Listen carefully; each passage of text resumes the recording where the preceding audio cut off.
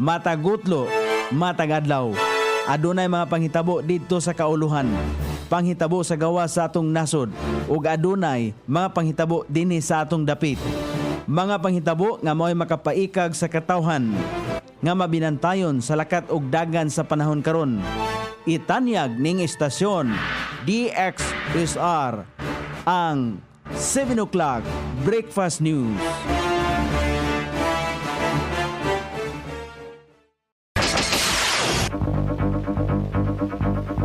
Higala, kumusta? May buntag Iligan, may buntag Mindanao, may buntag Pilipinas. Adlaw Martes, pitsa 20 ni buwan sa Enero, ning tuiga 2026. Sangan sa ato station manager, Pastor Ruben Sulapas, kini ang inyong KSR, Kabisaya, Nonay B, ang muhatod sa hanay sa balita sa alas 7. O karon sa uluhang tudling sa ato mga balita, kanhi binilanggo nadakpan sa drug bypass operation sa Hinaplanon. Ginang nasapnan sa akto nga nagripak og droga sa Tambakan.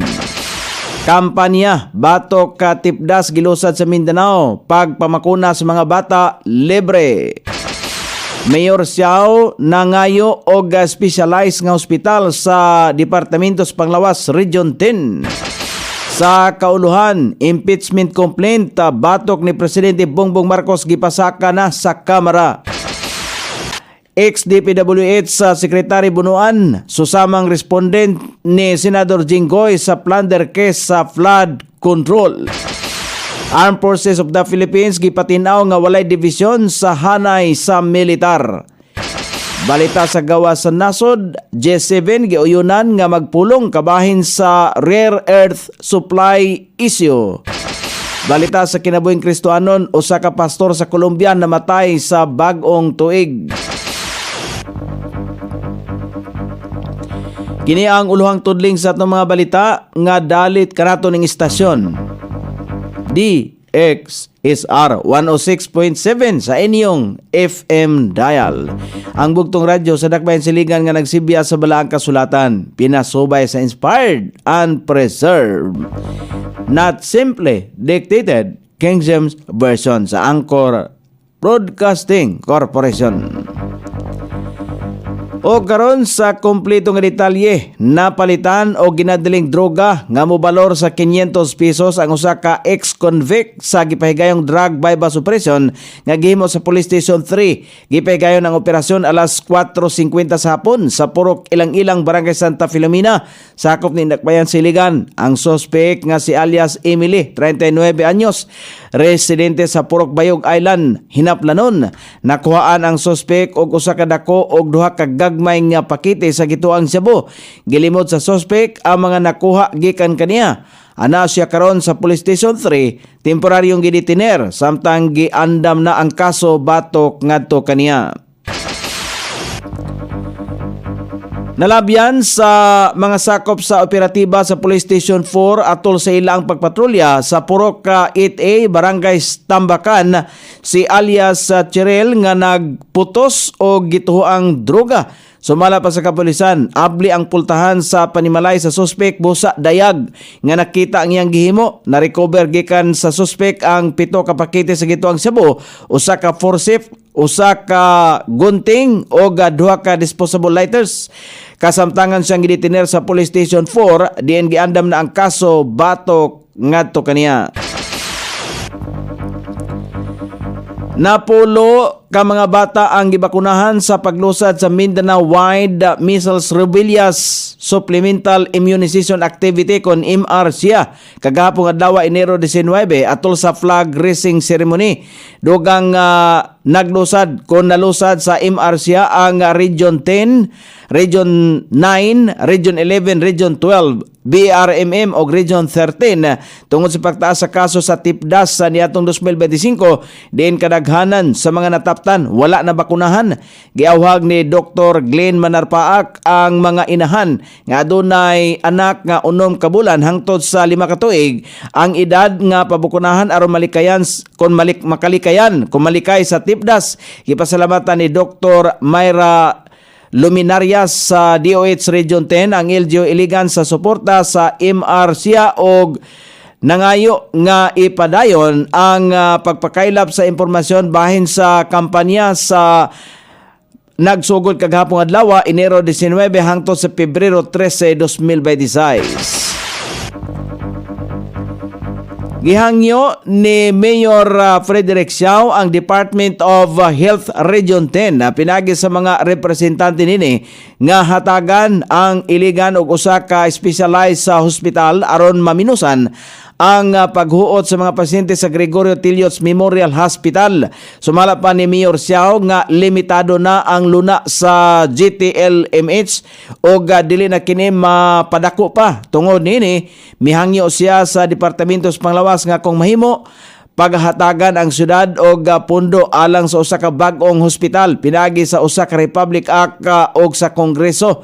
Nagpahibalo usab si Mayor Siao sa mga ginikanan nga adunay mga anak nga nag-edad 6 ka bulan hangtod 5 ka tuig nga mapabakunahan ang ilang mga anak batok sa tipdas alang sa ilang proteksyon. O karon sa balita sa kauluhan, formal nang gipasaka ang pinakaunang impeachment complaint batok kang Presidente Ferdinand Marcos Jr.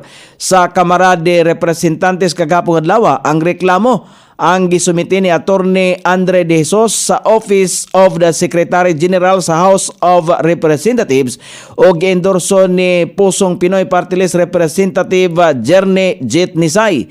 Lakip sa mga reklamong atubangon sa Presidente mao ang betrayal of public trust kalabot sa sumalapay pag-surrender kang kanhi Presidente Rodrigo Duterte sa International Criminal Court, culpable violation of the Constitution tungod sa wala pagveto nini sa unprogram appropriation sa 2026 national budget o uban pang provision sa General Appropriations Act, graft and corruption, mga aligasyon sa kickback o ghost project hasta na usab ang sumalapay paggamit sa weaponized nga investigasyon sa Independent Commission for Infrastructure ICI, unfitness to serve, mga akusasyon mahitungod sa paggamit sa ginadiling droga. Sumala pa kang Pusong Pinoy Party List Representative Jerne Jet Nisay pag nagtuo siya sa mga nakalatid sa resolusyon hinungdan nga iyang giendorso ang naasoing complaint. Gihatagan og katin-awan ni Nisay nga miduol kaniya si Attorney Andre De Jesus og gilatag ang complaint pipila ka semana. Sumala pa nila kining gitun-an og base sa pagtuon sa iyang legal team na haom ang reklamo hinungdan nga iya kining giendorso samtang gikompirmar usab ni House Secretary General Chiloy Garafil nga formal lang nadawat sa iyang opisina ang reklamo og ipailalom una kini sa verifikasyon pinasubay sa gikataknang proseso sa Kamara. Ang naasong reklamo ang gilayon nga gipadala kang Speaker Faustino Budge III alang sa tukmang aksyon pinasikat sa konstitusyon og sa mga patakaran sa House of Representatives.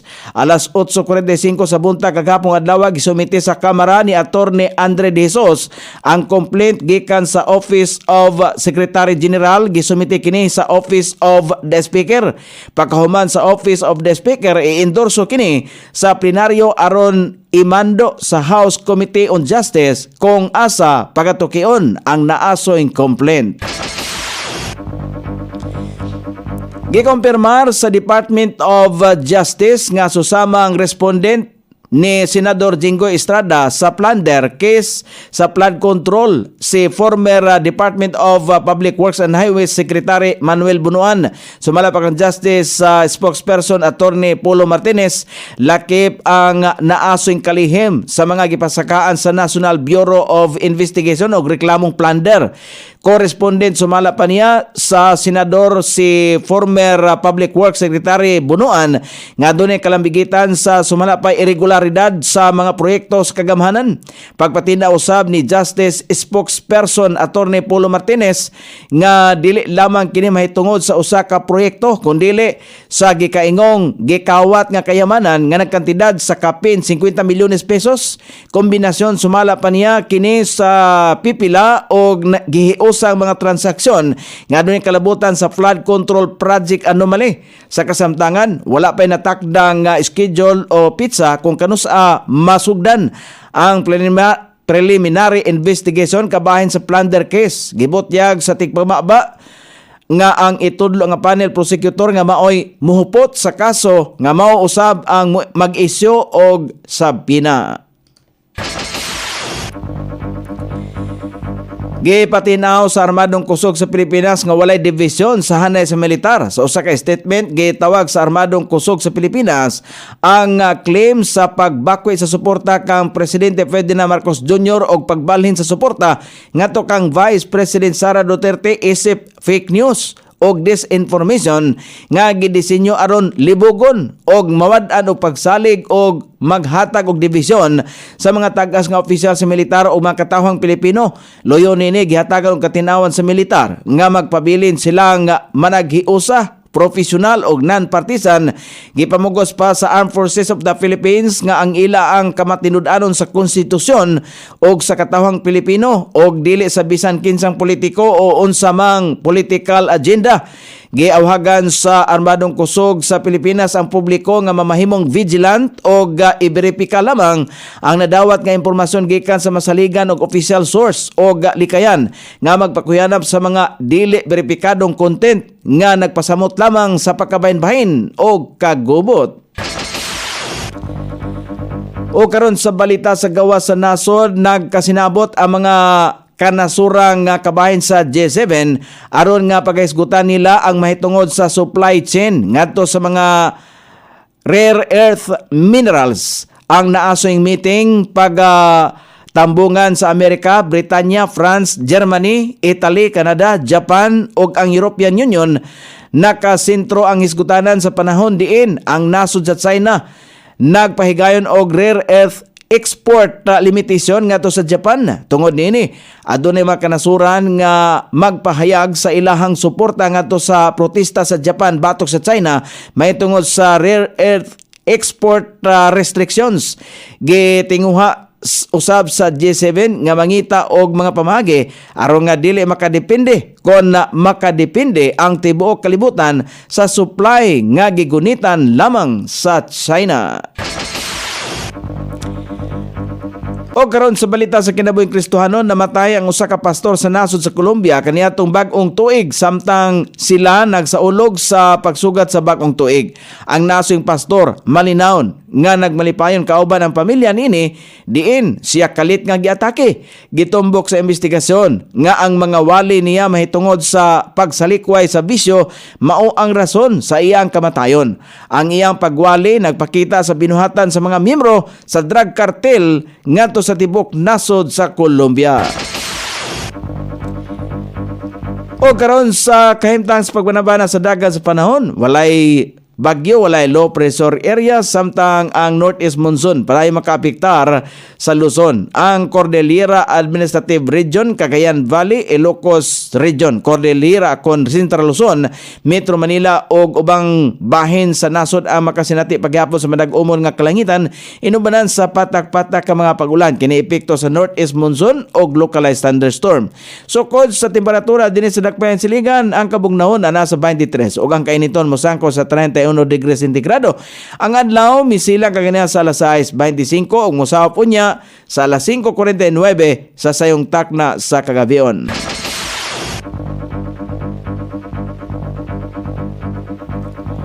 Inyong nabati ang kinatibuk ang hanay sa balita sa alas 7 nga dalit kanato ning istasyon DXSR 106.7 sa inyong FM dial.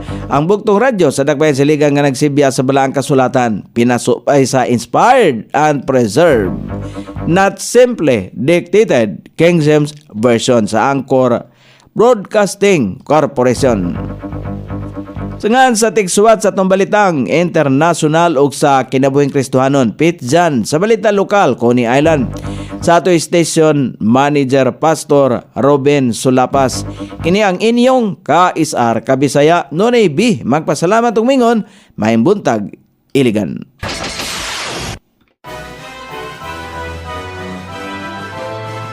Inyong nabati ang 7 o'clock breakfast news hangtod na usab og mga adlaw sa samang takna o sa samang istasyon.